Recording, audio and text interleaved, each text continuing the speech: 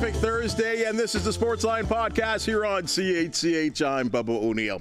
Welcome to the podcast that loves to shine the spotlight on teams, athletes, coaches, and executives that come from, reside, and are making their presence known in Southern Ontario. Today, a Vancouver native who's made his mark here in Hamilton in so many ways. An all-star offensive lineman with the 1986 Hamilton Tiger Cats who shocked the entire Canadian Football League and won the Grey Cup. He lent his experience to McMaster University as a positional coach, helping the Marauders to their first and only Vanier Cup victory. In addition to his football history, Jason Riley has been a leader in the community as an educator. Today, we speak to this mentor about one of his deep passions, the Canadian Football League and the Tiger Cats Alumni Association. So greats of the game are never forgotten. Mad Dog, great to have you back here. Hey, Bubba, thanks for having me. It's been some time. The last time you came in here was way back in April, and we were celebrating your book, Mad Dog, and we got into some outstanding conversations and things about your life that I don't think anyone really knew, that I think that you felt like you needed to basically get off your chest. Yeah. Taming Mad Dog. Taming Mad Dog. My wife is the tamer. Mm-hmm. Okay. My university nickname was Mad Dog, so hence the title. And actually, Jim Simba recommended the taming because I was going to say domesticating. And Jim said, taming sounds better. I think it does, though. I mean, you were doing like a whole book tour kind of thing. How did you do? It's still out there? Very well, yeah. We're going to have that at our dinner. We're going to have the book. The book will be available at the dinner next Thursday, the Wall of Honor dinner that I'm the chair of the dinner committee, and it'll be available there. But yeah, it was a effort of passion, if you will. And did you the whole process, I mean, out there talking to the community, was that something you kind of enjoyed as well too? Oh yeah, that's actually what I'm doing moving forward, is developing a bullying prevention campaign, so that I'm going to put it together a short video and have my book there, do some readings from my book, talk to kids face to face about myself experience in bullying, and letting them know that most people that you talk to have been bullied at some point in their life, and they're not alone, and they'll come through it, and it's survivable, so don't lose hope. Don't lose hope, kids, because we can get through it together. Well, and I think that's important that you do say that too, because there are a lot of people, as you well know, and if you've experienced yourself, that do feel alone in those situations. And it's you sometimes when you reach out, and that's all it takes is just to reach out and touch someone, talk to someone, and you'll never know how many people do want to help you. It's actually probably a lot more than people actually think. Well, I think that's true for any sort of crisis that we're experiencing. We internalize it and we think we're alone. Whether it's an illness, or whether it's an addiction, or whether it's mental health. There's other people experiencing the same thing, and bullying's another example of that. And we do have things in place to help those that are being bullied. One of your passions has been over the years, and as I talked about it kind of off the top, there was the Hamilton Tiger Cats and their Alumni Association, the Canadian Football League Alumni Association. Why is that important to you? Well, because of the impact that we can have on the community, things like the Wall of Honor dinner that we're hosting a week from tonight at Michelangelo's. It brings the football community together to celebrate the past, and moving into the future. So the dinner's on Thursday. The game is Friday night at Tim's. At the Donut Box, as you put it, I think. So, Tiger Cats and Blue Bombers. And they're unveiling the names there, and there'll be a great celebration at the game as well, right? So it's going to be wonderful. But my affiliation with the CFL Alumni Association, we run the Legends Luncheon at every Grey Cup, which we've had 2 in the past 3 years. We've had 2 Legends Luncheons right here in the Hammer that were very successful. And once again, bringing the greats of the past together, with the players of the current players and the future players and the fans. It's just wonderful for the football fraternity, right? And it's a heartwarming kind of event for everyone that attends. And I think the important thing to remember here too, because there are some players that have put in many, many years entertaining us as football fans, putting their bodies on the line, especially in a time when maybe we didn't have the medical assistance that we have right now. At the end of the day, is what I'm trying to get to, is that some players end their career doing real well, and some need some help, and that's where the Alumni Association really come together and to help players. Exactly, Bubba, and the whole focus of or the result of these dinners is, well, the focus is the camaraderie, right? But the result is that we raise money to help those in need. So we have CFL AA Support Fund. I'm on the board of directors of the CFL Alumni Association as well. And we have the Support Fund, which the Legends Luncheon, like as I said, funds go directly to that to help those players that need financial aid due to mental health, but also physical health. Any sort of crisis that they're suffering, where they need financial aid, they can apply for support from our support fund in the CFL AA, but also now under the leadership of Ryan Donnelly as past president, he initiated in his tenure, Hamilton Tiger Cat Alumni Association Support Fund. So now we have two funds that former players can apply to, both the local association fund and the national fund. So we can really help people that need it, and regardless of what the reason for their situation, if they're in a needy situation financially, we can support them.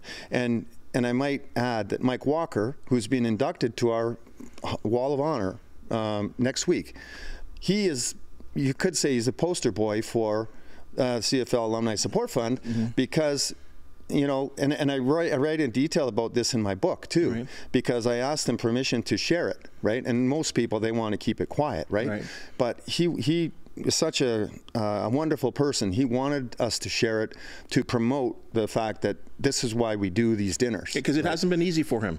No, it has not. He has had every disc in his spine replaced with a synthetic disc in several stages of surgery, right? You couldn't do it all at once.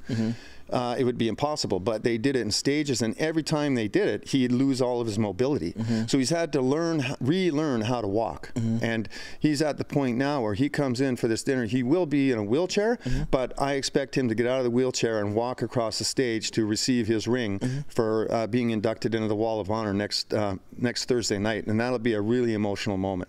There's a lot of people that have watched the Tiger Cats or are a fan of the Tiger Cats, or maybe they're fans of the Argonauts, whatever, and they really maybe haven't been to Tim Hortons Field. Can you tell me what the Wall of Honor is, actually?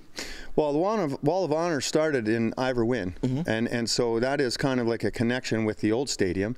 But and when I came in 1984, the Tiger Cats brought me in. Joe Zuger brought me in. Ray Jones, famous trainer. He picked me up at the airport in Toronto and drove me at breakneck speed home or to Ivor Wynne and gave me a flash tour of the stadium, and then took me into my first offensive line meeting, right? And I, R.I.P. Ray Jones, loved him to death, right? He's actually being inducted into the Hamilton Sports Hall of Fame in a couple of weeks.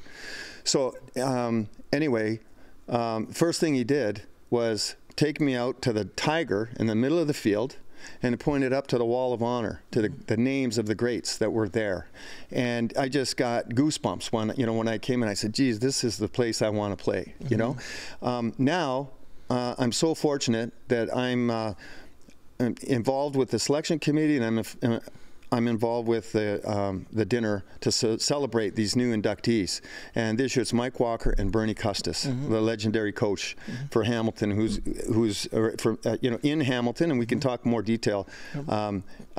He's going up as a builder, and Mike Walker's going up as a player. So we have a double induction this year, which is awesome. So then what's the criteria? What would be the criteria to actually get up there? Because, I mean, you go to Tim Hortons Field, and I'm fortunate, like yourself, to every once in a while go on the field, and I look up, and of course I see the Grey Cup champions and the years that they're up there, wishing that we had one soon coming up. Well, we should have had a couple in the last 5 years. There's no doubt about it. But there are. You look at those names, and every single one of them. I get to work with Rob Hitchcock, one of them. Who's up there. A wonderful guy. Just amazing. Like, there are great players, and then there's the extraordinary players, and that's how you get up there. Well, I'll tell you, Bubba, you know, it's harder to get on the Wall of Honor than it is to get in the Hall of Fame. There's guys in the Hall of Fame that aren't on the wall, you know, and they are the best of the best, the cream of the crop. And quite honestly, I can't go into all of it, but I mean, the selection committee does research. I'm there as an objective observer, right? I was there, you know, like when I was president of the alumni before Ryan Donnelly, I called Scott Mitchell up and on the phone because I had a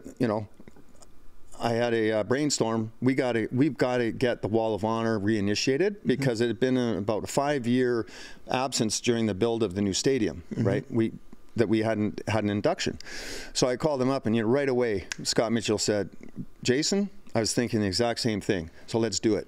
And so it's a partnership, you know, with the club and the alumni. And we work together to make it the best experience, you know, for the dinner and at the game itself. But as far as the criteria go, you know, the criteria for the Wall of Honor is more stringent than the Hall of Fame. And you know, they go through all the statistics. They have to have 5 years with the team. They have to have the cream of the crop as far as all the statistical analysis and all that. Like, you know what, Mike Walker, he probably could have gone in 10 years ago, you know, right? I mean, he's got those stats. He's one of the best defensive linemen that ever played in the league. And I'm proud to say that I practiced against him every day for like 7 years, you know, and it made me better as a player, right? But yeah, it just suffice it to say, it's tougher to get in the wall than it is to get into the Hall of Fame. Well, it's spectacular. And let's talk about these guys as we look at visuals of Mike Walker. Talk to me about him. I mean, obviously, one of the most fierce pass rushers in the Canadian Football League history. Yeah. Oh, no doubt about it. And you know what? You know, Grover Covington still holds the league record for sacks. And I won't even guess. I think it's like 123 or 122 or something like that, right? But I don't have that off the top of my head. But he leads the league still after all these years of retirement. But he will admit that Mike Walker led to many of his sacks because Mike Walker rushing up the middle would flush the quarterback, and then Grover had the speed to track him down and run. And you know, and not to take anything away from Grover, obviously he was. No, but they all work together. He was an incredible pass rusher. They all work together on defense, Hall of Famer too. Right. But they worked together. They were like brothers on the field, and then of course along with Mitch Price and Rod Skillman and Dave Sauvé, our local guy. He originally from Sudbury, but makes his home in Hamilton. Great guy. Mr. Tim Hortons. Yeah, Mr. Tim Hortons. And Leon Escavich was also on that D-line, rotating in. And, you know, we practiced against that group every day. So as an offensive line, and Mike will tell you too, you know, we had a really physical offensive line, you know, like guys like Ralph Schultz, Mike Dirks, Dale Sanderson, Miles Gorell and myself, and Daryl Harley, and, you know, Brian Hutchings, on and on. And we had a stud offensive line. We gave up the least sacks a couple years in a row, and I would attribute that to practicing against the best defensive line in the country every single day. Right. And back then, they didn't have a collective bargaining agreement where you couldn't wear shoulder pads, right? Like, are you kidding me? They like, how can they learn how to tackle and block if they don't? It takes them 3 games, it seems, to learn how to tackle again every year. Can you believe that there's a generation of players that are playing right now that have never practiced in full equipment? Yeah, it's incredible to think. It boggles my mind. But on the other hand, it's great for the players because it makes their career longer. Yes, it elongates their career, if that's the correct term. But you know, and it reduces injuries, and that's why they do it, right? And that's the collective bargaining agreement between the Players Association and the league, which we never had back when I played. Our coaches could have us in equipment every single day of the week, and 2 days. And I'll tell you what, we had in training camp, we had 2 full practices where we were in full gear every day. Nuts. Every day for 2 weeks, and then we had 4 exhibition games. So training camp was 6 weeks long because you didn't know if you made the team till after that last exhibition game, right? You know, so we're battling our butts off, and you know, against guys like Mike Walker and Mitch Price and Grover Covington and Rod Skillman, and, you know, every single day, right? And it made us better as an O-line, and it made them better as a D-line, right? What about the legend? I don't use legend often, but I will say Bernie Custis is a legend. You know what?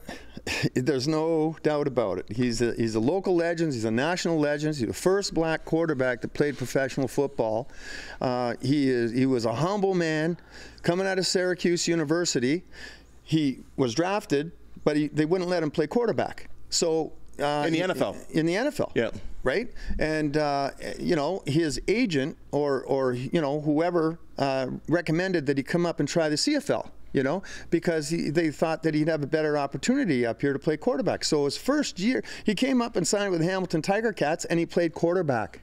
And as the first professional black quarterback, and he is a legend just because of that, right? But not only that, he was an outstanding person, and I had the privilege of meeting him when I played. It was funny because, you know, those old laminated wooden chairs that stacked up. Yep. And I don't even see them around anymore. No. But that used to be the chairs. They had three or four chairs set up at the tunnel where the players came out at Ivor Wynn onto the field, right? For warm-ups, and then again we go in and then come out for the games.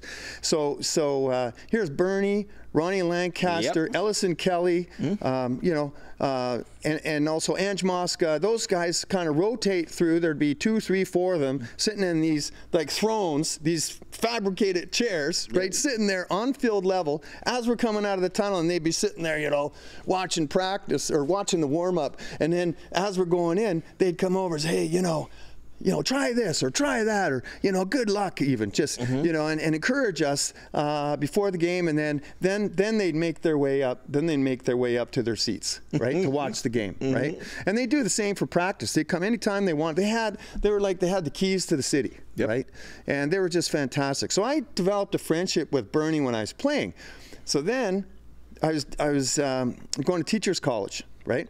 And I had this assignment, and I was still playing. Right, I was still playing, and when I went to teachers college, 1989, I went to teachers college, and because I had to start thinking about my second career, I had to support. I had 3 kids, I had twins and twin girls and a boy, and Paulette and me. So you know, I'm going to teachers college. I get this assignment on teen culture, and I thought, right away, I don't know why, it was uncanny. Right away, Bernie Custis came to mind because I knew he was a teacher and he was a principal, and he was so well known in the community for coaching, right? Because he coached at Sheridan College, he coached at McMaster, he was the head coach, he's coach of the year at McMaster, he coached for the Burlington Braves. Like, he knew, if anybody knew teen culture, it was him, right? So I called him up one day, and he said, Jason, come on over, and we'll have a coffee and we'll talk. And I went over there, we talked for about 4 hours about football, right? And about the impact, the positive impact that football has on young men, right? And I took notes like crazy, just listening, story after story after story. And he was so gregarious and so, you know, open-minded and you know, collegial, right? That he shared all his thoughts. I could ask him anything, and he would give me some insight. And I'd taken notes, and I wrote up this teen culture assignment, and I got an A on it. Well, that doesn't surprise me, because, and I'm glad you talked about how they were on the field. My young early days as a broadcaster, not working for this network, but covering the CFL, and you're right.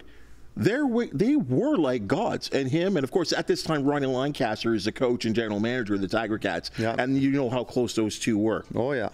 And him and Ange Mosca are there, and I got to talk to him because for me, I think it was for him it was different because here was a black man in media, in sports media, and especially when I started, there just wasn't a lot. Right.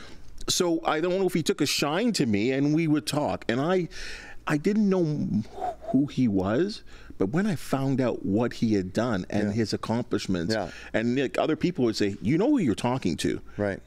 And it just struck me. And then obviously I grew to just be so interested with him. And then I had a friend of mine, a real close girlfriend of mine, whose father played with him as a running back in the day. And I just remember how in his funeral, in Burlington, what a celebration. We say this all the time to people, that celebration of life. Right. But it really, truly was. Yeah. I mean, because this man was a great, and another legend. and I'll go back to the word legend, but you become a legend not because of your football acumen. It's because of your football acumen and what you do for the community and everything else, and what you share. Just lovely example that you have there, what you share to other people. Right. Yes. Unwillingly. Yes. And he was certainly like that. Boy, what a friendly guy. And Ron used to be a guest coach. Al Bruno used to invite him to be a guest coach when he was with CBC. He wasn't coaching again, right? And I think he had been at Saskatchewan, and he was doing CBC broadcasts.